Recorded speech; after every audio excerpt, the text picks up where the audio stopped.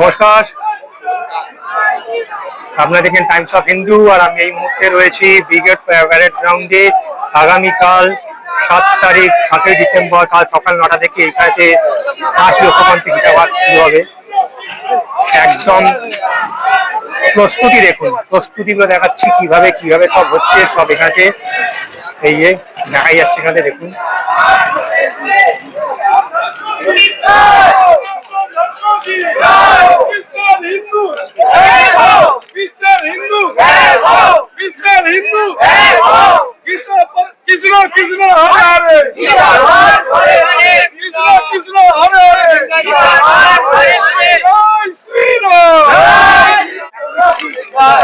এখান থেকে রয়েছে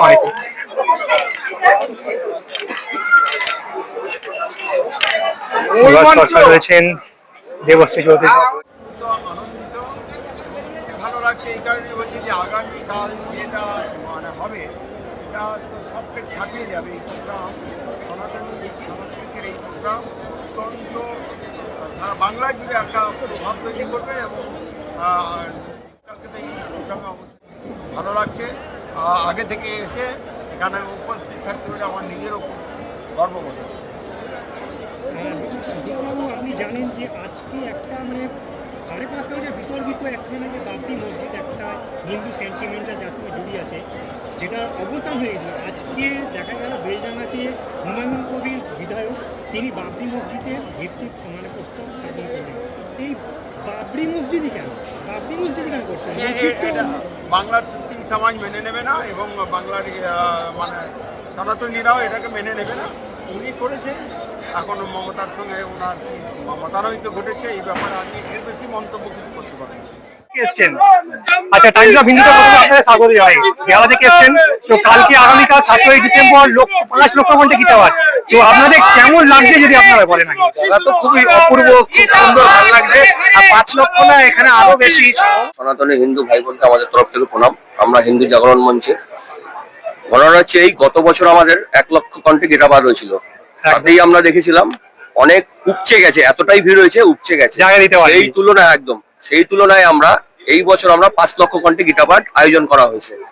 এবার আমরা ভয় পাচ্ছি বা আশঙ্কা করছি এইটাই, এই 5 লক্ষ গীতাপাঠ যেটা, এটার জন্য মানে এক্সেস না হয়ে যায়, 10 লক্ষ বা 15 লক্ষ লোক এক্সেস না হয়ে যায়, এইটাই আমাদের ভয় হচ্ছে। কারণ আমরা যদি by chance if in case যদি কোনো কারণে 10 লক্ষ লোক হয়ে যায়, আমাদের তো অ্যারেঞ্জমেন্ট করা আছে, ঘটনা চেয়ার কম না পড়ে যায়।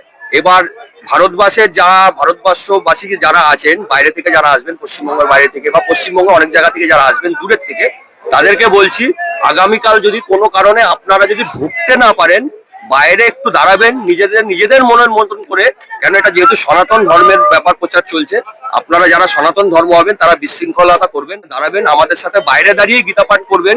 তাতে এটা কি আপনাদেরও মনে শান্তি হবে, আমাদেরও মন শান্তি। টাইমস অফ হিন্দুতে আপনাদেরকে স্বাগত।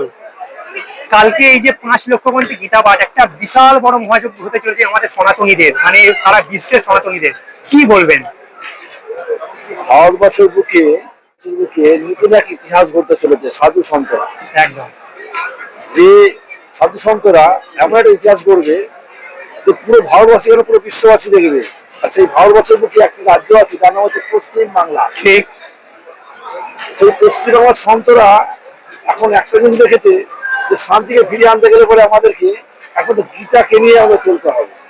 তা গীতার মাথায় নিয়ে মাঠে নেমে পড়েছে। আসুন, সকলকে শঙ্কর মহাদেবের তরফ থেকে আহ্বান জানানো হচ্ছে, তারপর সকলে আসুন, আনন্দ উৎসাহ ভাবে নতুন এক ইতিহাস গড়তে চলেছে সাধু সন্তরা, তার সাক্ষী হয়ে আপনারা থাকবেন।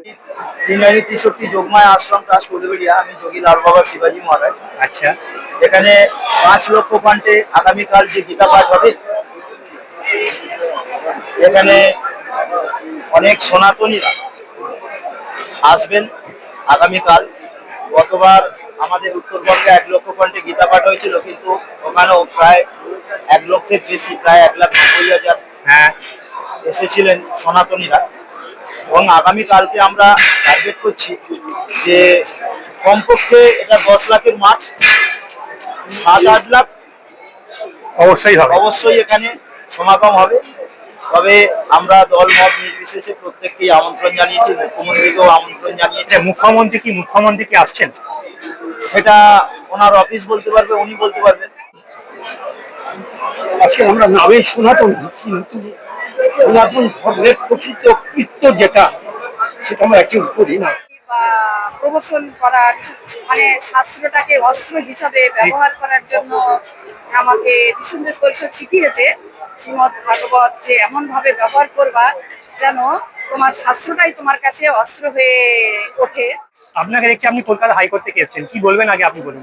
কলকাতা একটা কথাই বলবো যে আমাদের জীবনে চলার পথে শ্রীমদ ভগবত গীতা হলো আজকে 6ই ডিসেম্বর, আজকের দিনে 1992 সালে একটা ঝামেলা চলতো বহুদিন ধরে। যে ঝামেলাটাকে ঠিকের পথে নিয়ে আসার জন্য আজকের দিনে বাবরি মসজিদ নামে যে খাতাটা ছিল সেটা ভাঙা হয়েছিল। আর বিষয়টা হচ্ছে এটা যে বাবর নাকি বাবরি মসজিদ বানিয়েছিল, এটা আমরা সবাই জানি। এবার বাবর বানিয়েছিল বাবরি মসজিদ, বাবরি নাকি সম্পর্কে একটা পুস্তক আছে, মানে একটা বই আছে বাবর নামা নামে। সেখানে আমরা পড়লে বুঝতে পারি বাবরের একটা বয়ফ্রেন্ড ছিল, বয়ফ্রেন্ড মিট ছেলে বন্ধু। আচ্ছা তার নাম ছিল বাবরি। আচ্ছা সেও ছেলে, বাবরও ছেলে। আচ্ছা এবার এই ছেলে ছেলের ভালোবাসায় একটা মসজিদ উৎপন্ন হলো, মন্দির ভেঙে সেই মসজিদটার নাম হলো বাবরি মসজিদ। আচ্ছা আজকেই 6ই ডিসেম্বর 2025, আজকের দিনে একজন ওই নেতা না ক্যাতা আমি জানি না, হ্যাঁ নাম হচ্ছে হুমায়ুন কবির। আচ্ছা এই বাবরেরই নাকি বংশধর হয়, নামটা হুমায়ুন। বাবরের নাতি নাতি একটা ছিল, সে তার নামে না করে সে এখনো বলছে আমি বাবরি মসজিদ ভেঙেছিল, আজকের দিন আমি বাবরি মসজিদ ভেঙেছি। এটা হচ্ছে ওই মাঝে মাঝে ধর্মকে নিয়ে একটু হালকা করে মসজিদ কেন, হিন্দুদেরকে আঘাত করার জন্য, হিন্দুদেরকে ছোট দেখাবার জন্য পশ্চিমবঙ্গে, ভারতের বুকে। আমরা এতটাই দুর্ভাগ্য আমাদের, আমরা বাঙালি, আমাদের রাজ্যে পশ্চিমবঙ্গে